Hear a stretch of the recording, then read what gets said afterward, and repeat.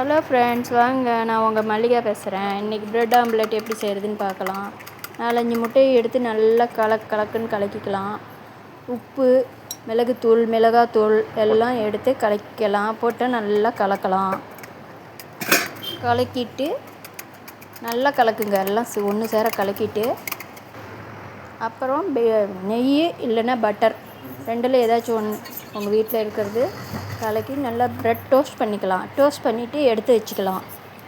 2 பக்கமும் திருப்பி போட்டு டோஸ்ட் பண்ணிக்கோங்க. நல்லா டோஸ்ட் ஆனதும் எடுத்து ஒரு பிளேட்டுக்கு மாற்றிக்கோங்க. நம்ம இந்தாண்ட கலக்கி வச்சுருக்கிற முட்டையை எடுத்து தோசைக்கல்லில் ஊற்றி நல்லா ஸ்ப்ரெட் பண்ணி விட்டு அதில் ப்ரெட் எடுத்து வச்சு நல்லா இந்தாண்ட இதை திருப்பி விட்டுறலாம். இப்படி திருப்பி போட்டு நல்லா நெய் தடவி விடுங்க ஃப்ரெண்ட்ஸ். நல்லா திருப்பி போடுங்க.